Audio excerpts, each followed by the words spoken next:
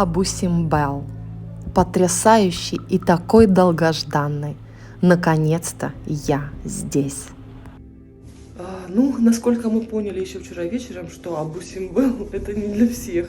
Дело нелегкое. Встали мы в 3 утра, на улице жесткий холод, поэтому сейчас буду одевать свитер, одевать толстовку, одевать жилетку, все, что у меня есть, а днем это снимать, потому что днем будет 24. Надеюсь, все будет круто, и это того стоит. Мы очень пытались взбодриться кофе и видами на Нил. 4:15. Наша небольшая компания в сборе. И сейчас нас хозяин нашего хостела будет отправлять на экскурсию. Если вы живете на острове Элефантин, а ваша экскурсия начинается ночью, непременно узнавайте заранее, как добраться до Большой Земли, потому что речная переправа в это время не работает. Мы загрузились в автобус и отправились навстречу приключениям. Конечно, я предполагала, что легко не будет, но что-то пока вообще тяжеловато сильно. Добраться до Абу Симбела нелегко. Мы предпочли выбрать бюджетный вариант, и вместо частной машины с водителем мы поехали в автобусе на 12 человек. Посмотрим, я думаю, что дальше мы раскачаемся, пока тяжеловато. Тяжеловато, зато очень красиво. Рассвет в пустыне – вещь удивительная. А все эти люди, приехавшие на больших и маленьких автобусах, так же, как и мы, жаждут увидеть Абу Симбел. Дорога от Асуана до древнего храма занимает примерно 3,5 часа. Это не считая того, что от Хургады до Асуана мы добирались автобусом, поездом, городским транспортом и речным такси порядка 9 часов. Вот откуда в нашей маленькой компании появилась шутка, что Абу Симбел это не для всех. Такая поездка легкой не будет. Ощущение восторга от того, что мы сюда добрались, было сразу, как только мы вышли из нашего мини-автобуса. Было ощущение, что вместе с нами прибыли сотни людей для того, чтобы увидеть знаменитую достопримечательность. В нашем распоряжении было 2 часа, и мы отправились покупать билеты. Цена удовольствия $17. В общем, сегодня мы как нормальные, полноценные, стопроцентные туристы приехали в самый час пик, в самую толпу народа. Но выбор у нас невелик, потому что добраться до Абу Симбела своим ходом в удобное время это как бы из области чего-то сверхъестественного. Поэтому уж будем ходить в толпе. Я очень старалась снимать панорамы без людей, и местами мне это даже удавалось. Я давно не была в такой толпище людей на достопримечательности. Но когда открылись потрясающие виды на озеро Наср, все мое внимание переключилось на него.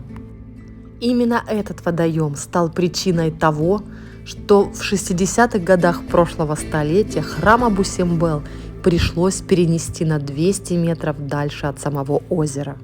Огромные статуи и храмы, которые мы увидим сейчас, были буквально распилены на куски и перенесены на новое место.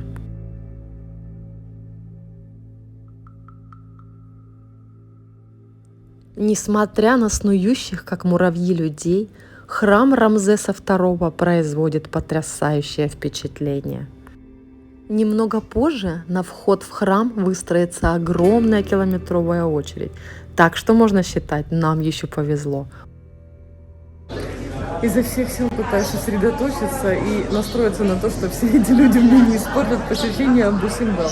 Но честно скажу, что на самом деле это ужасно просто. Наверное, все-таки не стоило экономить и ехать с индивидуальным трансфером в такое время, чтобы здесь не было такого количества людей. Сразу уже первый совет вам, не экономьте на этом.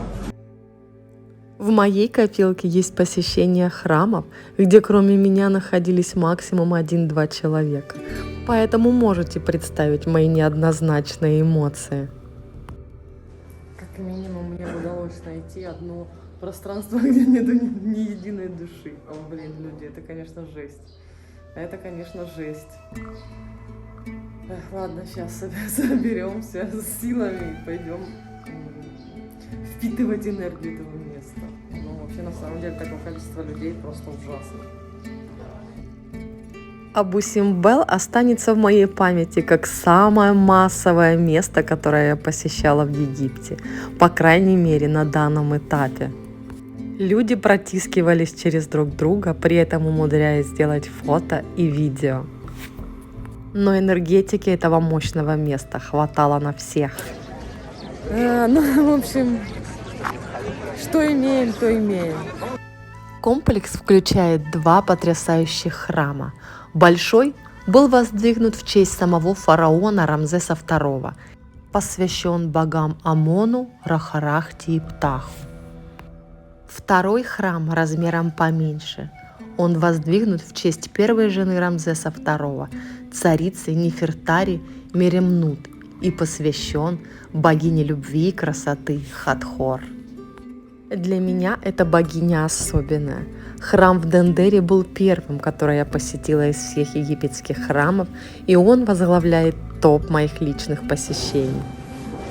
Оказалось безумно приятно узнавать многие изображения, узнавать богинь. И я очень прямо обрадовалась, когда увидела Хатхор в таком хорошем состоянии, потому что раньше она часто встречалась с избитым лицом. Здесь посмотрите, какая она замечательная. Богиня материнства, плодородия, веселья и танцев изображалась как женщина с коровьими ушками. После посещения храмов и любуясь озером Наср, я видела, как людей становилось все больше, а очереди вытягивались в километровые длинные вереницы.